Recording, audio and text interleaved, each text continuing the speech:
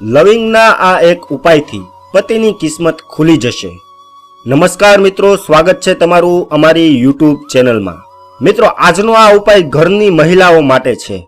ઘરની મહિલા જો આ ઉપાય કરશે તો તેના પતિની કિસ્મત ખુલી જશે। તેનો પતિ રાતોરાત કરોડો રૂપિયા કમાવા લાગશે। તેના પતિની કોઈ પણ પ્રકારની મુશ્કેલી હશે તો તે દૂર થશે માત્ર આ એક ઉપાય કરવાથી। મિત્રો, આપણે હિન્દુ ધર્મશાસ્ત્રમાં ઘરની વહુને માતા લક્ષ્મીનું સ્વરૂપ માનવામાં આવે છે, એટલા માટે આપણા ઘરની વહુ અને દીકરીને ખૂબ જ માન સન્માન મળે છે। મહિલા આ ઉપાય કરશે તો માતા લક્ષ્મી ખુદ તેના ઘરમાં આવશે। મિત્રો, આપણા ધર્મશાસ્ત્રમાં પણ આ ઉપાયનું વર્ણન કરેલું છે। માત્ર ઘરની વહુને આ એક લવિંગ આ જગ્યા ઉપર રાખી દેવાની છે। આ ઉપાય કરવાથી તેના પતિની કિસ્મત ખુલી જશે।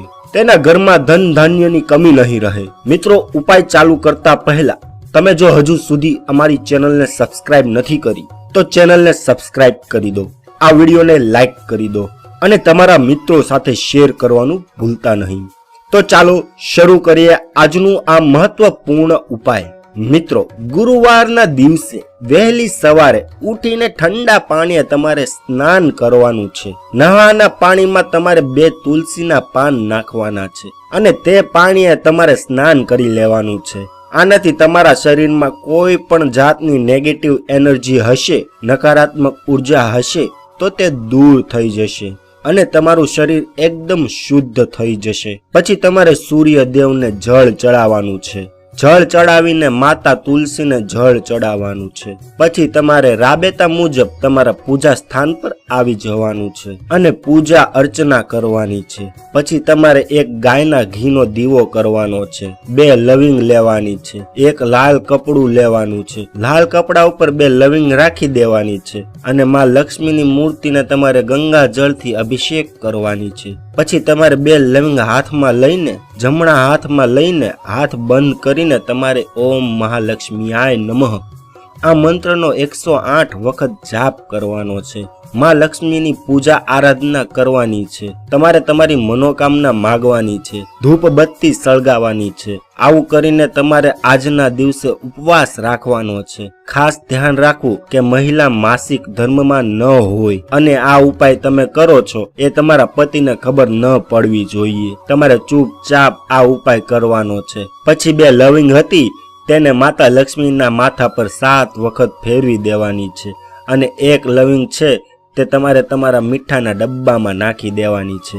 જે ડબ્બામાં તમે મીઠું રાખો છો તે ડબ્બામાં તમારે નાખી દેવાની છે અને 1 લવિંગ તમારે પતિના પર્સમાં નાખવાનું છે। તમારા પતિને ખબર ન હોય તેવી રીતના તમારે તેના પર્સમાં રાખી દેવાની છે। ખાસ ધ્યાન રાખજો કે લવિંગ તૂટેલી ન હોવી જોઈએ, એ કોઈ બાજુથી ખંડિત ન હોવી જોઈએ, લવિંગ આખી હોવી જોઈએ।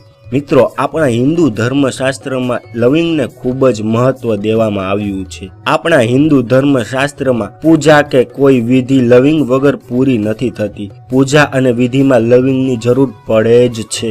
એવું કહેવામાં આવે છે કે લવિંગ એ સકારાત્મક ઉર્જાનો સ્ત્રોત છે। આવું કરવાથી તમારા ઘરમાં માતા લક્ષ્મીનું આગમન થશે અને તમારા પતિના પર્સમાં ક્યારેય પણ પૈસાની ઉણપ નહીં આવે। માતા લક્ષ્મીનો હાથ તમારા પતિ ઉપર રહેશે અને આજના દિવસે તમારે ઉપવાસ રાખવાનો છે। ડુંગળી, લસણ, માંસ, મદિરાનું સેવન નથી કરવાનું। ખાસ ધ્યાન રાખજો કે તમારા પતિને આ ઉપાય વિશે જાણ ન થવી જોઈએ અને પછી તમારે ગાયને 2 રોટલી ખવડાવી દેવાની છે। રોટલીનો લોટ બાંધતી વખતે ખાસ ધ્યાન રાખવાનું છે કે કોઈ પણ મરી મસાલા નથી નાખવાના, માત્ર મીઠું એક જ નાખવાનું છે। જે આપણે મીઠાના ડબ્બામાં લવિંગ નાખી તે જ મીઠું આપણે નાખવાનું છે।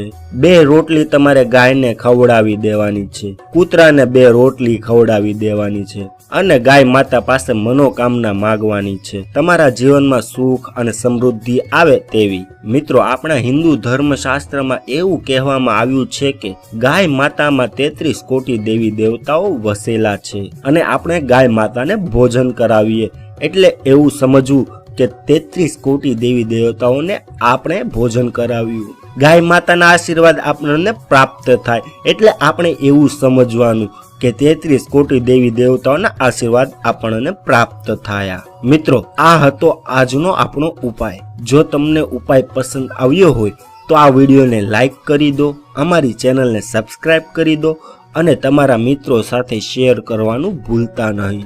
મળીએ નવા વિડીયો સાથે. જય માતાજી. હર હર મહાદેવ.